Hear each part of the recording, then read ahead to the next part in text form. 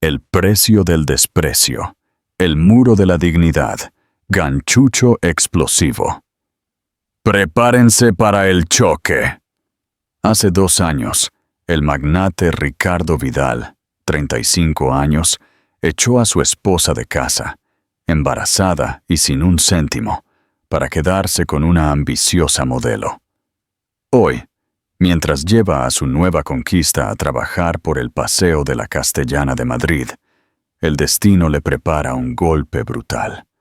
Al ver a su exesposa, Elena, radiante, junto a un bebé y de la mano de Ignacio Toledo, el billonario que mueve los hilos de la logística europea, la sangre se le congela. El niño. Ese niño tiene la edad exacta. ¿Será el hijo que él rechazó?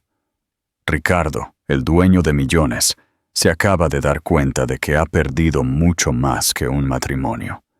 Ha perdido la posibilidad de una familia, y el precio de su desprecio está a punto de cobrarse. ¡Comienza el drama! Antes de que Ricardo se dé cuenta de su error, te pedimos que dejes tu me gusta y te suscribas para no perderte esta historia de redención y venganza. Capítulo 1.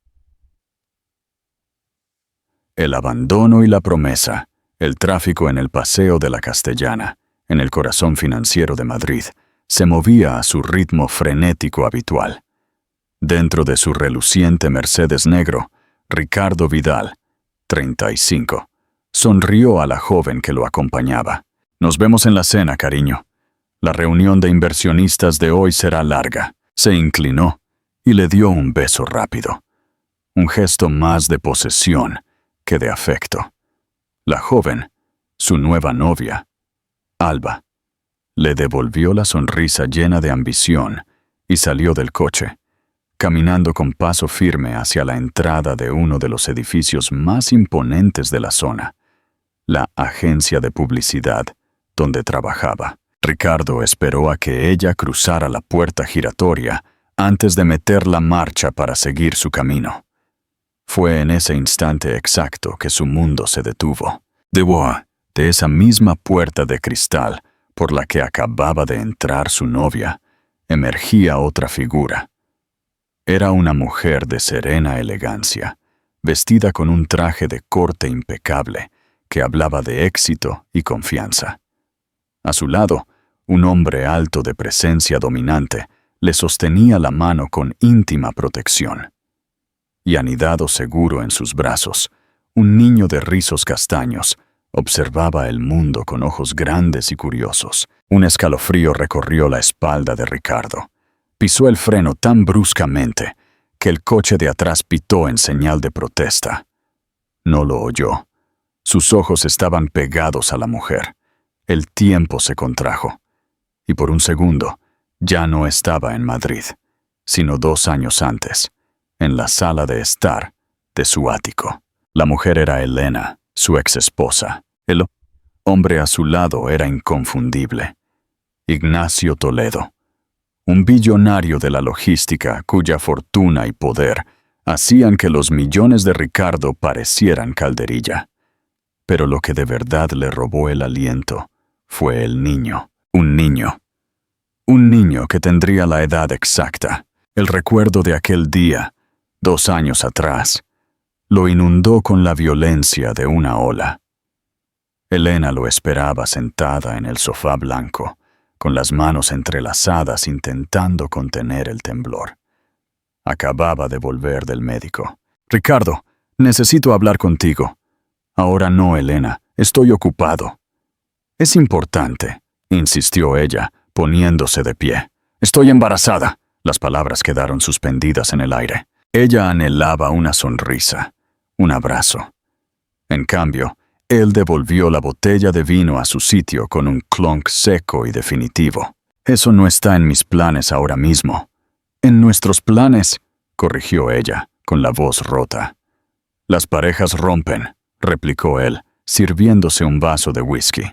«Y nuestro matrimonio termina aquí. Conocí a alguien más. Es joven, ambiciosa, no tiene cargas. No hay espacio para un niño en la vida que quiero construir ahora». La palabra cargas la hirió profundamente. Su hijo, reducido a un estorbo. Así que eso es todo, susurró, sintiendo que el suelo desaparecía bajo sus pies. Después de todos estos años, ¿me desechas como si no fuera nada? No seas melodramática, dijo él, bebiendo de golpe. No soy un monstruo. Quédate con el piso.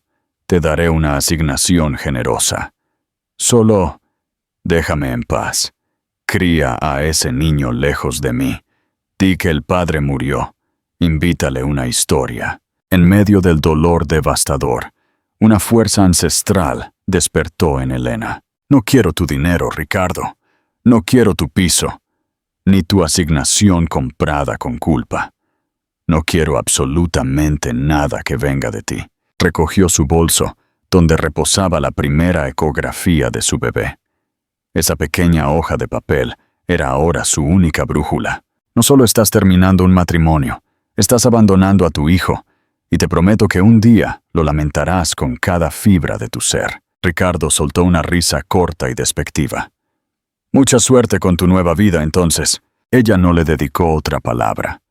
Cruzó aquel umbral, dejando atrás una vida de apariencias y un amor que resultó ser una mentira. Capítulo 2. La ascensión invisible. La fuga de Elena fue metódica y rápida. Vendió las joyas que él le había regalado, transformando símbolos de un amor falso en capital para un futuro real. Con el dinero, alquiló un piso sencillo en el barrio de Carabanchel, al otro lado del río Manzanares. Los primeros meses fueron una prueba brutal. El embarazo estuvo marcado por la soledad. Un día, al pasar por un gran edificio moderno en la zona de Vicálvaro, vio un cartel. Se busca personal para equipo de servicios generales. El nombre en la fachada era imponente. Logística Global Toledo. La necesidad era más fuerte que el orgullo. Para el equipo de limpieza, un máster en relaciones internacionales no valía más que un par de manos dispuestas. El trabajo era pesado. Turno de noche empujando un carrito de limpieza por los pasillos vacíos de un imperio corporativo. El olor a desinfectante reemplazó al perfume. Una noche, mientras limpiaba la sala de juntas ejecutiva en el último piso, se permitió un momento de debilidad. Se detuvo frente al enorme ventanal que ofrecía una vista impresionante de la Castellana. Una lágrima solitaria se escapó. De repente, un ruido tenso resonó a través de la pared de la sala de conferencias principal. ¡Inaceptable! ¡Es imposible! La voz masculina rugía con furia. En el momento exacto en que pasaba junto a la puerta, ésta se abrió de golpe. Un hombre alto, con el rostro enrojecido por la frustración, apareció en el umbral. Sus ojos barrieron el pasillo y se posaron en Elena. No en ella como persona, sino en su uniforme. Era Ignacio Toledo, el CEO, el dueño de todo ese imperio. «¡Tú!», dijo, su voz cortante como un cristal roto. «Ven aquí. Han derramado agua sobre la mesa. Límpialo. ¡Rápido!». Elena, con la cabeza gacha, entró en la sala. El caos era contenido. Papeles esparcidos y un vaso de agua derramado peligrosamente cerca de un ordenador. Ignacio Toledo caminaba como un león enjaulado, el teléfono pegado a su oído. «No me importa el cambio horario, Dmitri.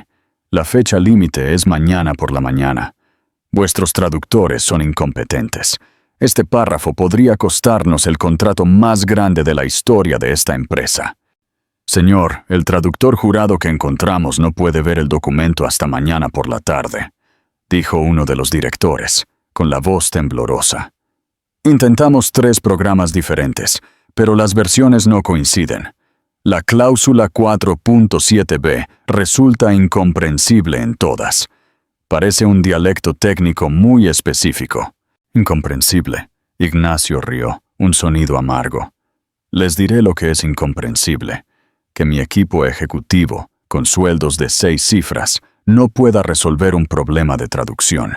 Estamos hablando de un contrato de 200 millones de euros con el distribuidor de grano más grande de Rusia, y lo vamos a perder por un párrafo. En un arrebato de furia, golpeó la mesa con la mano. Ofrezco mi propio sueldo de este mes, un mes de mi salario, a quien en esta sala pueda traducir este maldito documento ahora, perfectamente, para que pueda llamar a Dmitri y decirle qué dice. Un silencio pesado cayó sobre la sala. Elena terminó de limpiar la última gota de agua. Debía irse, regresar a la seguridad de su anonimato. Pero las palabras cirílicas en el papel saltaron a su vista. Ella las leyó. Y las entendió. Entendió la complejidad, el matiz técnico, la jerga legal que confundiría a cualquier software. Era su área. El riesgo era gigantesco. Pero la imagen de la cuna vacía en su apartamento, la memoria de sus noches dolorosas, la urgencia de darle a su hijo una vida segura, todo ello se impuso al miedo. Con el trapo de limpieza aún en la mano, se enderezó.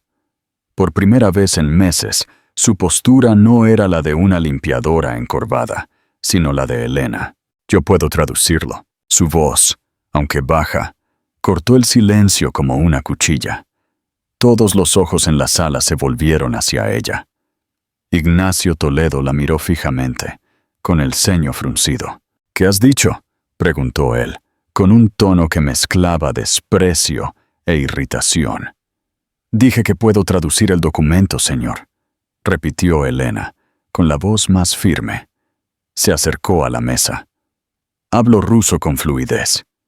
Señora, con todos los respetos, este es un documento legal complejo. Lo sé, lo interrumpió ella, sus ojos fijos en Ignacio. Es un contrato de logística intermodal, específicamente sobre cláusulas de responsabilidad por trasbordo en territorio no asegurado y penalizaciones por fallo en contenedores refrigerados. La cláusula 4b, que el software no entiende, utiliza un término arcaico del derecho marítimo soviético para definir fuerza mayor.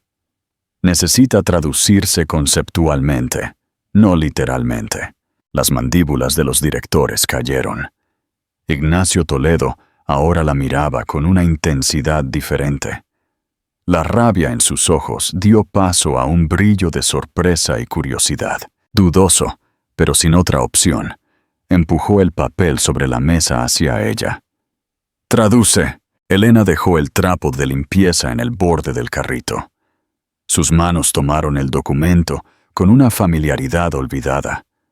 Sus ojos escanearon las líneas, y las palabras fluyeron de ella. La obligación de la empresa proveedora de transporte queda eximida por actos de Dios o de los hombres, entendiéndose por esto último cualquier vandalismo o conflicto territorial no asegurado que impida la entrega en el plazo de 72 horas desde el desembarque, siempre y cuando se demuestre diligencia extrema en la documentación del mismo. No solo tradujo, interpretó, explicó los matices, ofreciendo a Ignacio no solo el texto, sino el arma que necesitaba para su negociación. Cuando terminó, un silencio atónito llenó la sala. Había descifrado lo indescifrable en menos de 5 minutos.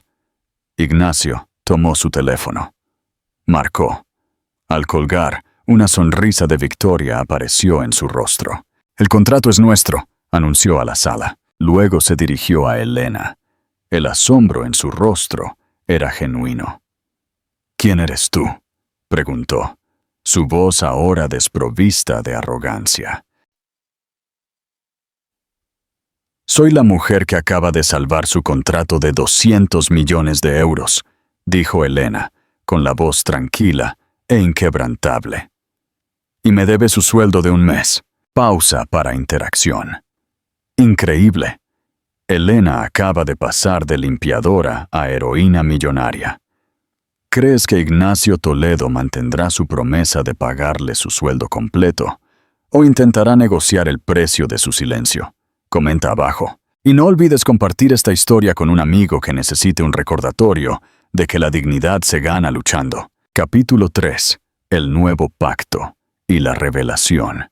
El eco de las palabras de Elena perduró en la sala de juntas. Los directores miraban de ella a Ignacio, presenciando un cambio de poder tan repentino que parecía irreal. Ignacio Toledo la observó por un largo momento. Vio la fatiga en sus hombros, pero también el acero de su columna vertebral. «Justo», dijo, su voz ahora calmada. «Una promesa es una promesa». Miró a su director financiero, que aún no salía de su asombro. «Prepara la transferencia, la cantidad total de mi salario bruto de este mes». Ignacio se giró hacia Elena. «El pago se procesará mañana por la mañana. Necesito tus datos». «Están en recursos humanos», replicó Elena, con su calma reflejando la de él. Recogió su trapo de limpieza y con la misma discreción con la que entró, se dispuso a irse. «Espera», dijo Ignacio. «¿Cuál es tu nombre?» «Elena», respondió ella sin girarse, y luego desapareció. A la mañana siguiente, Elena se despertó con una notificación en su viejo móvil. Era un mensaje del banco. La cantidad era astronómica, más dinero del que necesitaría para cuidar a su hijo durante años. La primera lágrima de verdadero alivio en muchos meses rodó por su rostro. Más tarde, ese mismo día, su teléfono sonó. Era un número desconocido. «Elena, soy Ignacio Toledo». «Por favor, llámame Ignacio. Llamo para confirmar el pago, pero también para hacerte una propuesta. El contrato ruso es complejo y tendrá ramificaciones durante meses. Necesito a alguien que entienda los matices de su idioma para seguir las negociaciones. Alguien en quien pueda confiar. Me gustaría ofrecerte un contrato de consultora freelance.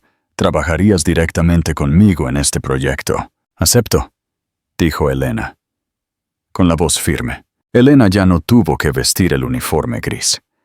A partir de ese día, empezó a frecuentar el piso ejecutivo, no como una sombra invisible, sino como una consultora esencial. Ignacio era un jefe exigente pero justo, y su curiosidad por ella era palpable. La observaba, la forma en que cambiaba del español al inglés y al ruso con una fluidez impresionante, su inteligencia estratégica y su calma bajo presión. «¿Dónde aprendiste a hablar ruso así?», le preguntó un día. «Viví 2 años en San Petersburgo», dudó un momento. «Hice parte de mi máster en Relaciones Internacionales allí». «¿Máster? ¿Y estabas limpiando suelos?». Ella lo miró, sus ojos transmitiendo una historia de dolor que no necesitaba verbalizar. «La vida nos lleva por caminos inesperados. Necesitaba empezar de cero. Dejé todo atrás. Quería construir mi propia vida, con mi propio trabajo, con mi propia dignidad». Inevitablemente, a través de una búsqueda discreta, Ignacio se enteró de su matrimonio. «¿Estuviste casada con Ricardo Vidal?» «Sí, lo estuve». «¿Qué pasó?» «Él decidió que quería una vida diferente, con una persona diferente. Y yo decidí que no quería nada que viniera de él. Así que me fui. Solo con lo opuesto. Quería construir mi propia vida». No mencionó la traición.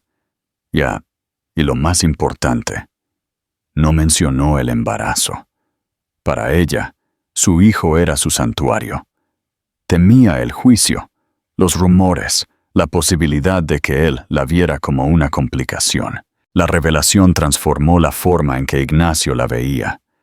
La admiración por su competencia se mezcló con un profundo respeto por su fortaleza.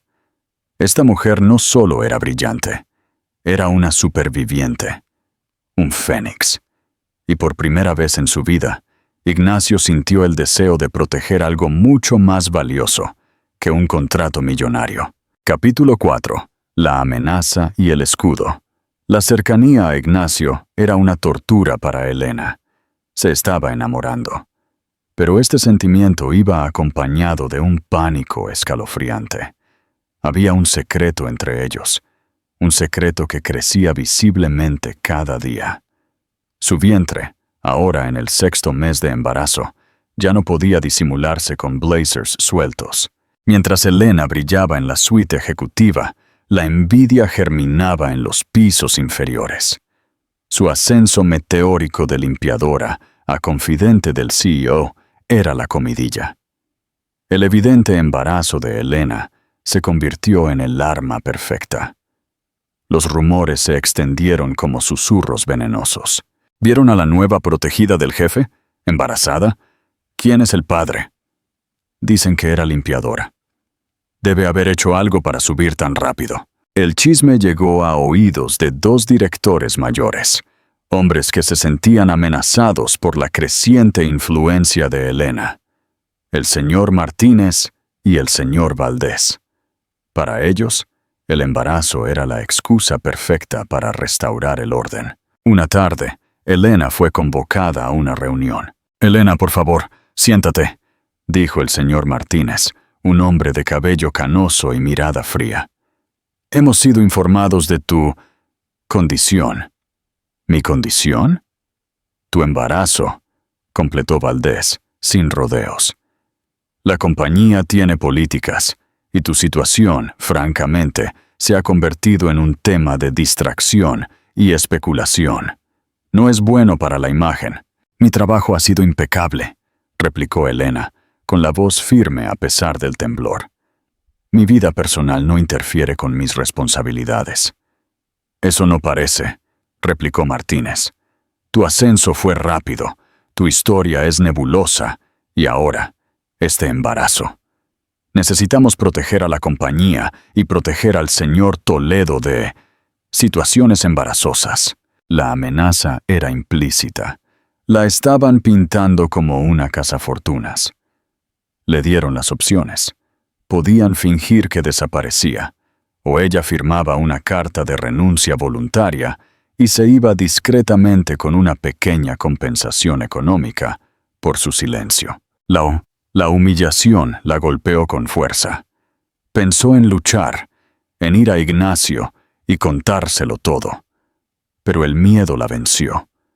El miedo a que él, al enterarse del embarazo por terceros, en medio de tantos rumores, creyera su versión.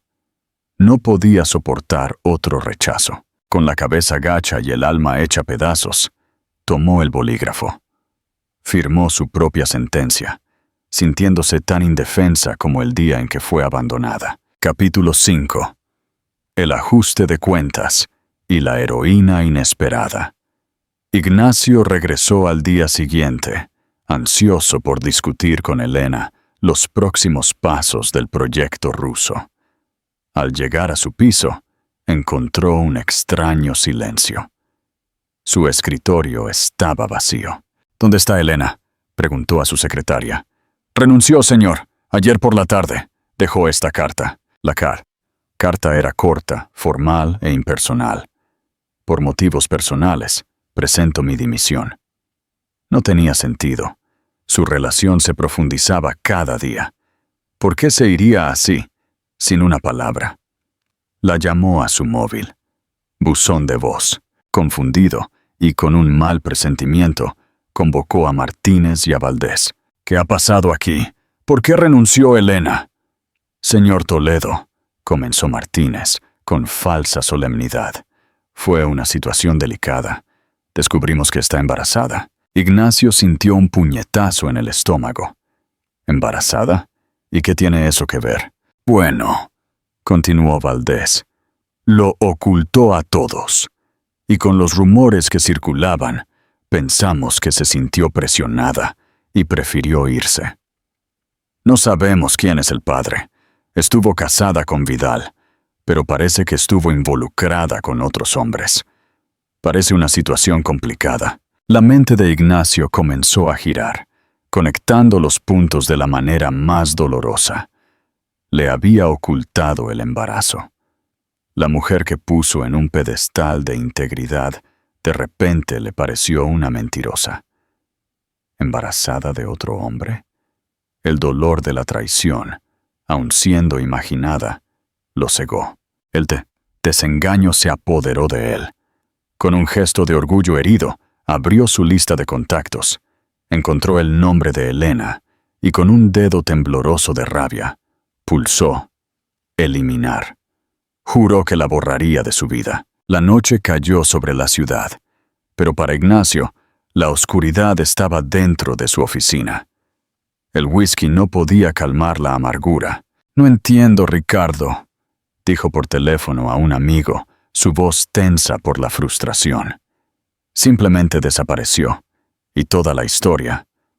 Embarazada. Nunca me dijo una palabra. Estaba a punto de enamorarme de una farsa bien construida. En ese instante exacto, la puerta de la oficina se abrió silenciosamente.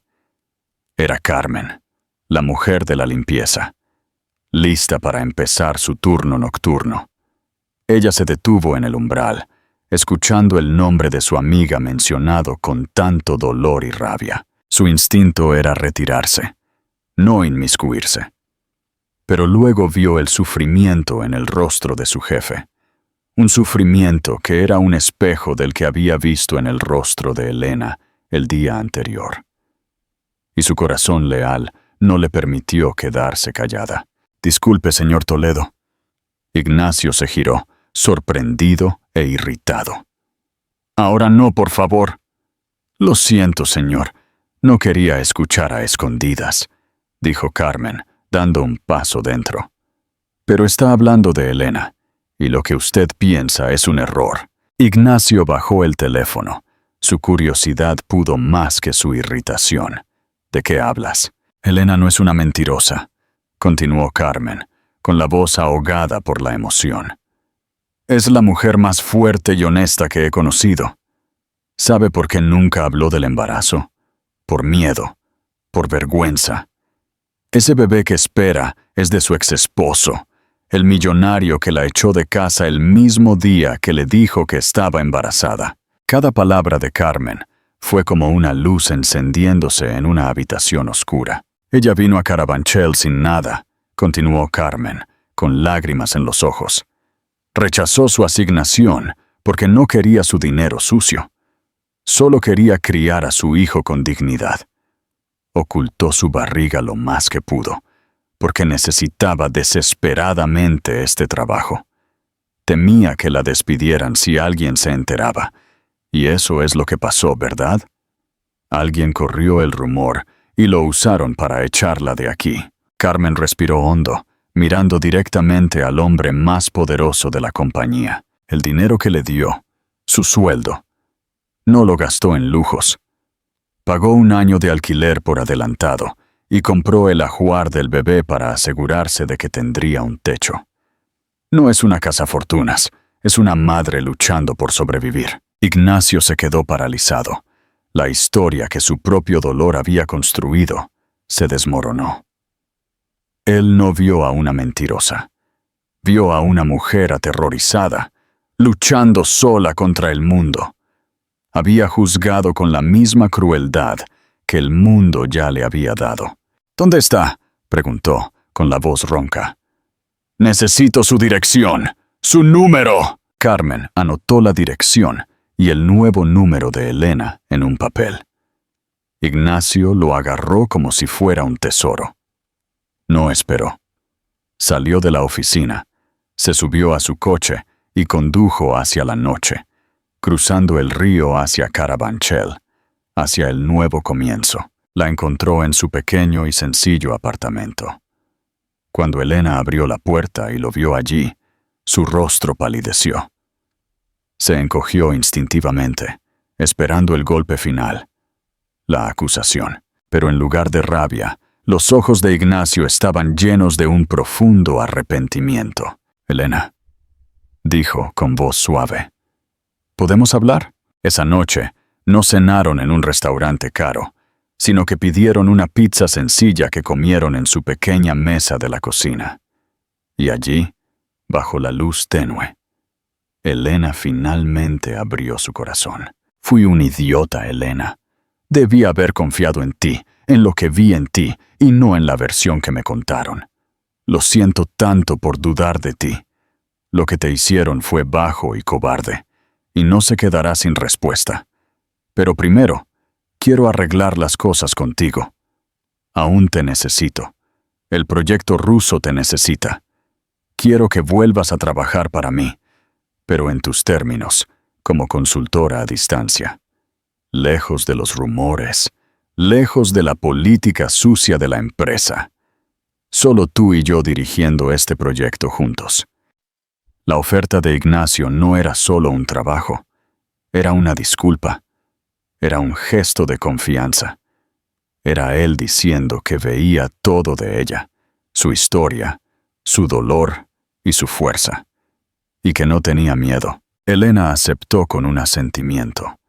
Las lágrimas que aún mojaban su rostro eran ahora lágrimas de alivio. En ese pequeño piso de Carabanchel sellaron un nuevo pacto. Un pacto de confianza y respeto mutuo. Capítulo 6. El triunfo de la verdad y la maternidad. Los siguientes 3 meses fueron un período de curación silenciosa. Trabajando desde casa, Elena floreció. Se dedicó a su trabajo con una mente concentrada, mientras vivía las últimas etapas de su embarazo, con la paz que le habían robado. La comunicación con Ignacio era diaria. Sus videoconferencias se extendían, transformándose en largas charlas sobre la vida, los sueños y los miedos. Ignacio se convirtió en una presencia constante y suave. Su cuidado se manifestaba en pequeños gestos. Comida a domicilio de su restaurante favorito, cuando sabía que estaba cansada. O simplemente su disposición a escuchar. Cuando nació el pequeño Arturo, un bebé sano con rizos castaños, Ignacio fue uno de los primeros en saberlo. La visitó en el hospital, no como el CEO, sino como un amigo. Al sostener al bebé en sus brazos por primera vez, una ola de protección lo invadió. Un sentimiento que no tenía nada que ver con la obligación y todo con el amor. A medida que pasaban los meses, su relación evolucionó naturalmente a citas. Eran discretos al principio, pero era imposible ocultar la felicidad que ambos irradiaban. Elena, ahora lista, aceptó regresar a la compañía, pero no como freelancer. Ignacio creó para ella un puesto a su medida. Directora de Relaciones Internacionales, un puesto ejecutivo que estaba a la altura de su valía. El regreso de Elena a Logística Global Toledo fue una onda expansiva. Entró en el edificio ya no con la cabeza gacha, sino con la frente en alto, caminando junto a Ignacio. Su presencia en el piso ejecutivo, ahora como pareja del CEO y miembro de la junta, silenció a algunos, pero encendió a otros. Los rumores eran velados, pero afilados. La ascendió porque se acuesta con ella. ¿Qué hombre serio acepta a una mujer con el hijo de otro? Ignacio era consciente de cada rumor, pero su indiferencia era su mayor arma. En una reunión general, se encargó de presentar formalmente a Elena, no solo como la nueva directora, sino como su pareja. Muchos conocieron a Elena en otras circunstancias, dijo al equipo, con su voz resonando con autoridad. Pero hoy quiero que la conozcan por quien es, la profesional más competente que he encontrado, y la mujer que me enorgullece tener a mi lado. Él tomó su mano, el gesto público silenciando a la mayoría de los críticos. Él no se preocupaba por su pasado, ni por el origen de su hijo. Él se preocupaba por la mujer de fuerza inquebrantable que era. Él la reivindicó con orgullo, y su orgullo se convirtió en su escudo. Para Elena, sentarse en esa mesa ejecutiva, en el mismo piso donde una vez fregó los suelos, fue la validación final de su viaje. Ya no era invisible. Era vista, respetada y amada. No a pesar de su historia, sino gracias a ella. Capítulo 7. El precio del arrepentimiento. Final abierto. Habían pasado casi 3 años desde aquel regreso triunfal. La escena era la personificación del éxito de Elena. Salía por la puerta principal de Logística Global Toledo, riendo por algo que Ignacio le decía al oído. Él sostenía su cintura con afecto protector, mientras ella ajustaba al pequeño Arturo, ahora de casi 3 años, en sus brazos. Elena estaba radiante, la imagen de una mujer plena y poderosa. Y fue en ese instante exacto que Ricardo Vidal, aparcando su Mercedes para dejar a Alba en la agencia de publicidad del mismo edificio, vio la escena. Vio la pena. Se congeló. La sangre se le fue del rostro al ver al fantasma de su mayor error pasar a pocos metros de su coche. La mujer que desechó, próspera. El hombre a su lado, un billonario al que él secretamente envidiaba. Y el niño que abandonó antes de que naciera. Elena pasó a su lado, con la mirada puesta en su familia, en su futuro, y ni siquiera lo notó. Para ella, él era solo parte del paisaje. Para él, ella era un terremoto que sacudía los cimientos de su vida. La pregunta le llegó con la fuerza de un puñetazo. ¿Qué he hecho? La conmoción inicial dio paso a una obsesión febril. La imagen de Elena, Ignacio y, lo más importante, el niño, no salía de su mente. Necesitaba saber. Consiguió el número de Elena. Ella ignoró la primera llamada. La segunda, también. A la tercera, ella contestó, con la voz fría y profesional. ¿Qué quieres, Ricardo? Te vi, dijo él, con voz apresurada. Hoy, delante del edificio, ibas con un niño. Necesito saber, Elena, ¿quién es ese niño? Su edad. Tiene la edad correcta. ¿Es mi hijo? Elena respiró hondo, reuniendo toda su fuerza. No le daría la satisfacción del drama, solo la verdad, cruda y simple. Sí, Ricardo. Se llama Arturo. Y sí, es tu hijo. El silencio al otro lado fue la confirmación del impacto. En los días que siguieron, Ricardo comenzó una campaña desesperada por acercarse. Envió regalos carísimos para Arturo, ofreció dinero. Todo lo que ella había rechazado. Elena, con la calma de quien ya ganó la guerra, tomó una decisión junto a Ignacio. Ella permitiría que Ricardo conociera a su hijo, no por él, sino por Arturo, que un día tendría derecho a conocer a su padre biológico. La reunión se programó en un parque. Ricardo llegó ansioso. Vio a Arturo correteando por el césped y sus ojos se llenaron de lágrimas. «Es precioso», balbuceó Ricardo, entregándole un enorme oso de peluche al niño, que lo miró con sospecha. «Sí, lo es», asintió Elena, con la voz desprovista de emoción. Él intentó justificarse. Habló de arrepentimiento, de no saber lo que hacía. Elena escuchó en silencio. Cuando terminó, lo miró con ojos firmes y pronunció las palabras que lo atormentarían para siempre. Necesitas entender una cosa, Ricardo. Tú no perdiste una relación, perdiste una familia. Ricardo miró al pequeño Arturo, que ahora jugaba cerca de Ignacio, quien observaba la escena desde una distancia respetuosa. En ese instante, Ricardo vio todo lo que había tirado por la borda. «Puedo arreglarlo», suplicó Ricardo, con la voz quebrada. «Podemos ser una familia otra vez. Te quiero». Elena lo observó, y por primera vez no sintió dolor ni rabia, solo una especie de triste compasión. Sacudió la cabeza lentamente. «Tú no me quieres a mí, Ricardo. Amas la idea de lo que perdiste. Tú me abandonaste en el peor momento de mi vida, llevando a tu hijo». Su mirada se desvió hacia donde estaba Ignacio, y una suave sonrisa tocó sus labios. Ignacio me encontró en mi punto más bajo. Me vio cuando era invisible para el resto del mundo. Me levantó y me enseñó lo que era el verdadero respeto y el amor.